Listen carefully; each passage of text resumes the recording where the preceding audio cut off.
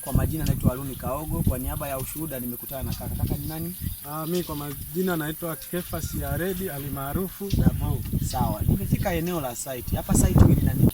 Nimeona umevaa kofia nyeupe hii hapa na safety boot.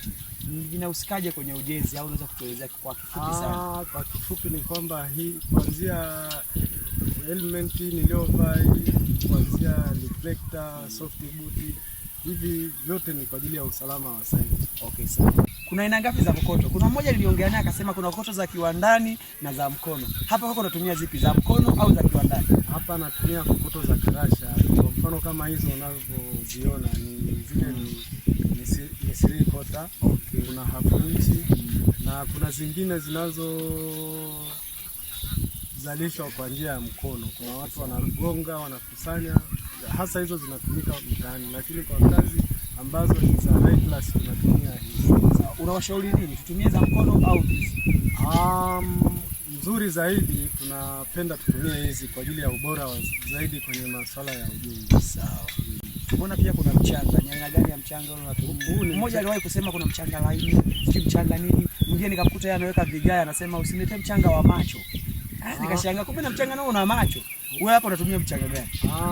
Kwa jinsi unavyoona mwanzo kabisa, jinsi tunapoanza na structure, tuna asilimia kubwa tunatumia mchanga mgumu, kwa mfano kama huu, okay, wa macho sawa, kwa ajili ya kutengeneza structure. Kwenye ujenzi wewe una base na vitu gani hasa?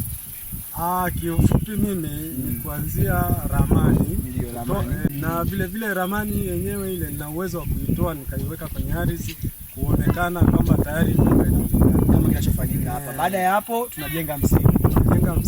Ndio tunajenga structure, ikiwezekana tunafunga ring beam mpaka top course na kupaua na kila. Kiufupi ndio ukinipa kazi ndio na kukabidhi ufunguo. Asante sana. Bwana akubariki. Bwana akubariki. Hii ilikuwa ni Ushuhuda TV. Wakati mwingine utatupata kuhusiana na namna gani utajenga kwa gharama nafuu. Wengi leo wanakosea na kupata changamoto nyingi kwa sababu hii. Anaanza kujenga kwanza ndipo anatafuta mafundi original au mafundi safi.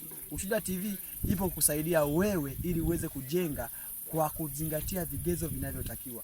Wengi walipata hasara kwa namna hii. Walianza na mafundi wa kawaida tu ambao hawajui chochote kwenye ujenzi. Ilipofika wakati wa utaalamu utumike, wakajikuta wanafanya vitu vilivyo chini ya kiwango. Kwa hiyo ilibidi kubomoa ili tuanze bora. Je, una gharama hizo za kupoteza namna hiyo? Ushuhuda TV ni solution. Bwana akubariki. Asante sana.